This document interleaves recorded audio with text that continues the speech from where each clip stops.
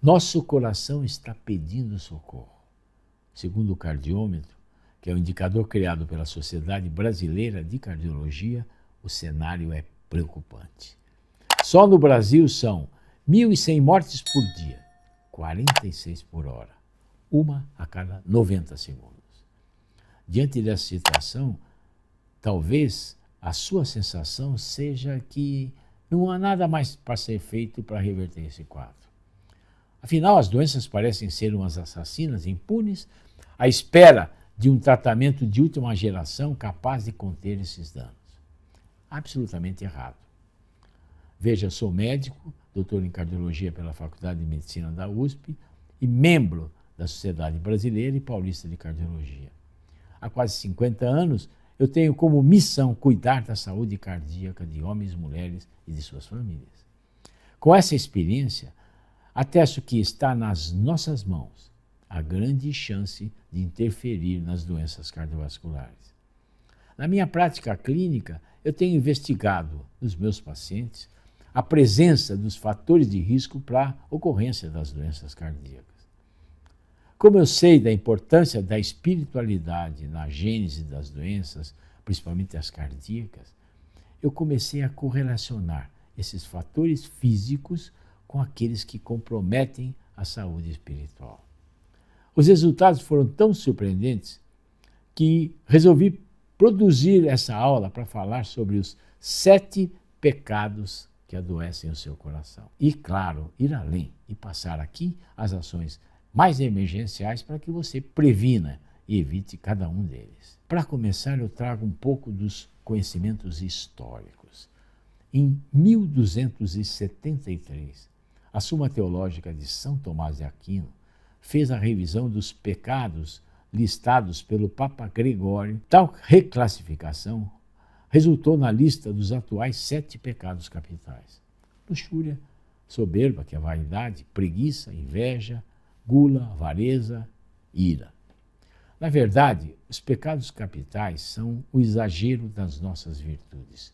Para resumir, é mais ou menos assim: comer é necessário para a vida, comer em excesso é gula.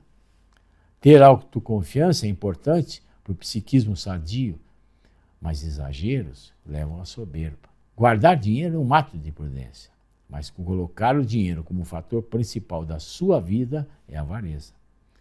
Descansar é ato de recompensa após um dia de trabalho árduo. A preguiça é o exagero do descanso.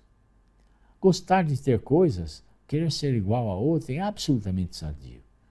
Anormal é sentir-se triste com o sucesso do outro, a inveja. Apresentar resposta de defesa a um ataque externo é importante. Já a ira é a resposta desordenada, um descontrole emocional. Praticar esportes, sentir prazer durante uma atividade sexual são atos absolutamente normais. Luxúria é o exagero de sentir prazer, como idolatria do corpo. Certamente esses maus hábitos espirituais estão sempre acompanhados de práticas não saudáveis, ato que leva à ocorrência de doenças físicas. Tendo como pano de fundo o conhecimento sobre os 7 pecados capitais, compreendemos melhor a relação entre ato e consequência que tanto marcam o adoecimento. É exatamente assim que operam os 7 pecados que adoecem o coração. Pois, invariavelmente, a prevenção é sempre uma escolha. E justamente por isso eu digo com todas as letras que os 7 pecados que adoecem seu coração podem e devem ser prevenidos. Pecado número 1, colesterol. Se quando falamos dos 7 pecados capitais é difícil escolher qual é o pior, na área de cardiologia temos uma unanimidade entre os vilões.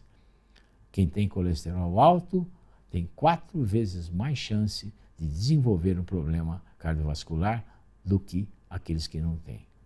Veja bem, 70% do colesterol que circula no nosso sangue é produzido pelo nosso próprio corpo.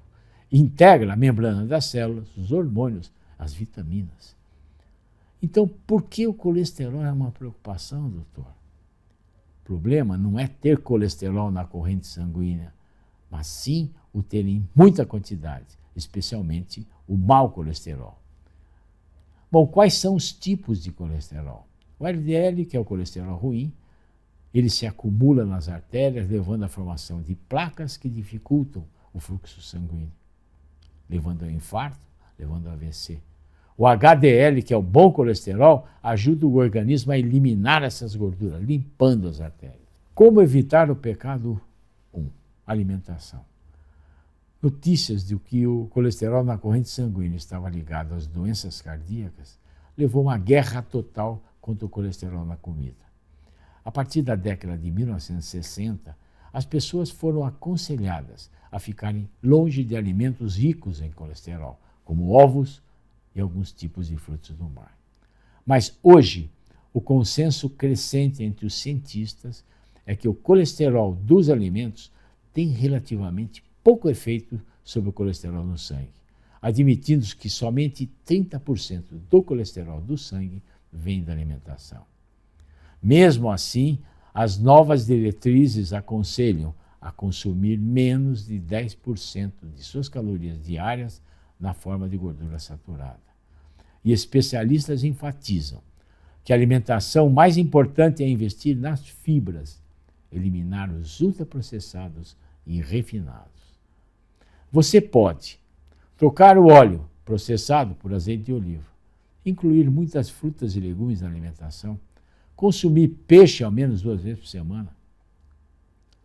E atenção, 2 ovos por dia não vão elevar o seu colesterol. Você deve evitar alimentos ultraprocessados, pré-preparados, embutidos, salgadinhos, produtos com gordura trans. Carne vermelha, não mais do que 1 vez por semana. Consumir açúcar e sal em excesso. No entanto, por mais esforço que se faça, existem indivíduos que são geneticamente predispostos a terem colesterol alto ou que já estão em situação de risco. A mudança dos hábitos alimentares pode ajudar a controlar o colesterol, mas na grande maioria dos casos, há necessidade de ser acrescentado um medicamento. Dentre esses medicamentos, destacam-se as estatinas, que além de reduzirem os níveis do colesterol ruim, que é o LDL, têm uma ação anti-inflamatória, ou seja, atuam nas placas de colesterol que estão aderidas nas paredes das artérias, impedindo que elas aumentem e causem uma obstrução. Nunca pare de tomar remédio por conta própria e sempre converse com o seu médico antes de qualquer atitude. Jamais substitua medicamento por alimentos, por chá, por ervas, por suplementos. Pecado 2, tabagismo. Segundo a Organização Mundial de Saúde, o tabagismo é uma das principais causas de morte evitável. Mas como que ele leva à doença cardiovascular, doutor? As diversas substâncias do cigarro provocam o estreitamento das artérias, inflamação e aparecimento das temidas placas de ateroma, que é aquele nome dado à presença de gordura, cálcio e inflamação nas artérias. Um ponto importante, mas pouco lembrado, são os malefícios do fumo para quem convive com pessoas tabagistas. Nelas há risco 20% maior de desenvolver um infarto do que pessoas que não convivem com fumantes. Como evitar o pecado 2? Parar de fumar é a indulgência para esse pecado. A indicação é clara, é preciso parar de fumar e não conviver em ambientes com fumantes. Existem medicamentos que podem ajudar o fumante a parar de fumar. Temos que ser radicais com relação ao tabagismo. Isso é o seguinte: pare de fumar enquanto há tempo, mesmo aquele cigarro eletrônico que é extremamente danoso à saúde. Fumar poucos cigarros durante o dia, por poucos que sejam, já são suficientes para colocar as pessoas no risco de desenvolver doenças cardiovasculares e muitos tipos de câncer. Pecado 3, diabetes. O diabetes tipo 2 é uma doença crônica relacionada à secreção da insulina, que é o hormônio produzido pelo pâncreas, que é responsável pelo transporte da glicose do sangue para o interior das células. Atinge 6% da população mundial. E o pior, 50% dos diabéticos não sabem que têm a doença. A falta da insulina leva ao aumento da glicose no sangue, que em níveis tóxicos agride a parede das artérias, propiciando entupimentos. O perigo maior atualmente está no fato de ser uma doença silenciosa, sendo que muitos sintomas se manifestam somente quando surgem as complicações, como infarto, como AVC, doença renal crônica, impotência sexual nos homens, etc. A tríade clássica dos sintomas do diabetes, que são os 3 P's, são menos frequentes, que é polifagia, muita vontade de comer, poliúria, muita sede, e polidipsia, muita vontade de urinar. O diagnóstico do diabetes é feito a partir de exames de sangue, como a glicemia em jejum e a hemoglobina glicada. Somente a glicemia de jejum pode não ser suficiente para identificar a doença.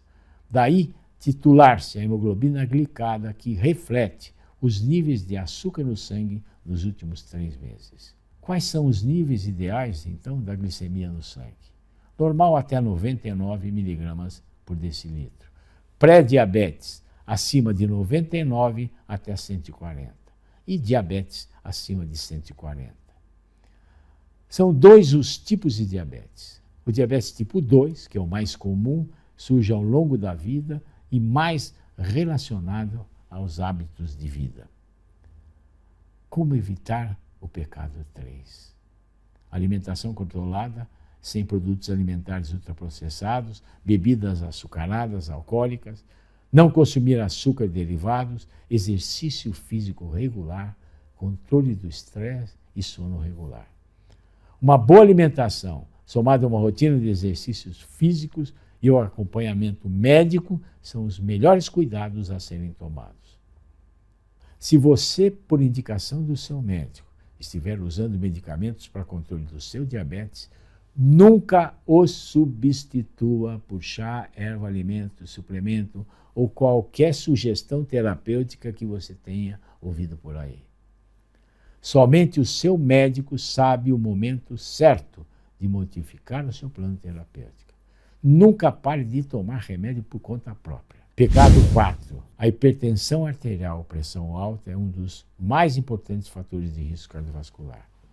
Conhecida como assassina silenciosa, ela, na maioria dos casos, não apresenta sintomas, sendo que o primeiro sintoma já pode ser decorrente de uma complicação grave, como insuficiência cardíaca, doença renal, o infarto, acidente vascular cerebral ou a morte.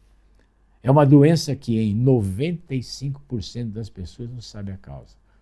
Daí não tem cura, mas é totalmente controlável com hábitos de vida saudáveis e medicamentos. A vida desregrada, o estresse, a obesidade, o sedentarismo, má alimentação podem ser fatores que desencadeiem a hipertensão arterial. O consumo de sal, por exemplo, é o maior vilão. Não devemos nos esquecer que, além do sal que colocamos na preparação dos alimentos, este já faz parte integrante de diversos alimentos, estando presente nos embutidos, alimentos pré-preparados, etc. Como evitar o pecado 4? Tire o saleiro da mesa. Invista em temperos naturais ou use a receita do sal de ervas que a doutora Gisela Savioli recomenda. Adicione frutas às saladas, que diminui a necessidade de temperar. Inclua a prática de exercícios físicos no seu dia a dia. Comece com uma caminhada diária de 30 minutos. A redução do peso corporal também é um dos maiores remédios para você combater a hipertensão arterial. Não deixe de tomar medicamentos por conta própria. Não se esqueça que a hipertensão arterial é uma doença silenciosa na maioria dos casos. Não espere a pressão subir para você tomar o remédio que o doutor receitou. Pode não dar tempo. Pecado 5, estresse. O estresse, a ansiedade e até mesmo a depressão prejudicam a saúde, principalmente a saúde cardiovascular. Demorou, mas a ciência comprovou o efeito por meio de um grande estudo feito em 2006. Nesse estudo, o índice psicológico dos pacientes foi calculado por meio de sinais de perda de controle, percepção de estresse em casa, no trabalho, problema financeiro, etc. Os resultados mostraram que pacientes com índice psicológico alterado tinham maior incidência de infarto do miocárdio que o grupo controle. O risco era o mesmo nos indivíduos que fumavam, nos hipertensos e nos obesos. Como evitar o pecado 5? Eu sei e vivencio a dificuldade em gerenciar o estresse. Por isso listei os 10 mandamentos que vão ajudar a preservar a saúde psíquica e evitar que o estresse se torne crônico. Veja aqui, pratique exercícios físicos diários. Evite álcool e drogas. Tenha um sono reparador. Cuide da sua alimentação. Organize uma rotina diária. Procure relacionamentos saudáveis. Tenha pensamentos positivos. Fuja do perfeccionismo. Tenha atividades benemerentes. Cuide da sua vida espiritual. Pecado 6. Obesidade e sedentarismo. A obesidade é hospedeira de diversas doenças, inclusive diabetes e hipertensão, inserindo a pessoa na rota do infarto, na rota do AVC. Atualmente, cerca de 55% da população brasileira está acima do peso e quase 30% de todos os brasileiros estão obesos. Esses números são aterrorizantes e nos mostram a importância de atuarmos profilaticamente na obesidade. Há 2 tipos de distribuição de gordura corporal. Do tipo androide, obesidade superior, quando o tecido adiposo, isto é, a gordura, está concentrada na região abdominal. O tipo ginoide, obesidade inferior, quando esse tecido concentra-se mais na região dos glúteos, quadris e coxas. É de importância clínica identificar a distribuição de gordura, visto que a obesidade androide está mais associada ao desenvolvimento de doenças cardiovasculares e metabólicas. Como evitar o pecado 6? Adotar uma alimentação saudável é primordial. Porém, combater o sedentarismo com a prática de exercício físico não pode ser esquecido. Você pode alimentar-se o mais próximo do natural possível, jantar cedo, até no máximo 18, 19 horas, pois a alimentação noturna favorece a obesidade. Escolher qualquer atividade física, pois o melhor exercício é aquele que você faz. Caminhar ao menos 30 minutos por dia em passo de chuva, mais rápido, né? Não em passos de shopping, devagar. Pecado 7, má alimentação. Em quase todas as religiões do mundo existe uma grande preocupação com a alimentação, sendo o alimento considerado uma dádiva divina para o homem. A importância já está também mais do que comprovada pela ciência. São inúmeros estudos que mostram que dietas baseadas em legumes, frutas, verduras e peixes, que têm como base a dieta do Mediterrâneo, são importantes para manter a saúde física, emocional e espiritual. Hoje em dia, alguns estudos também comprovam que, além de uma alimentação saudável, é necessária uma dieta de poucas calorias para viver mais e melhor. Como evitar o 7º pecado? O jejum intermitente, que ajuda a emagrecer e também tem sido um dos segredos da longevidade. O jejum intermitente, que ajuda a emagrecer e também tem sido um dos segredos da longevidade. Só para citar alguns benefícios do jejum: aumenta o foco e a disposição, melhora a qualidade do sono, aumenta a disposição física, auxilia a função renal e, claro, ajuda a emagrecer. Finalizo essa aula com a recomendação que sempre está presente nas minhas consultas. O segredo para salvar o seu coração é comer a metade, andar o dobro e sorrir o triplo. Saiba que eu estou dedicando a organizar o desafio Salva Coração e você é minha convidada. Ao longo de 7 dias, eu me proponho a ensinar gratuitamente soluções simples, acessíveis, cientificamente comprovadas para evitar e combater muitas doenças cardiovasculares, não importando qual seja a sua idade. Para você participar, basta pegar o meu convite no link que está aqui na descrição desse vídeo. Estamos em contagem regressiva e eu espero por você no desafio Salva Coração.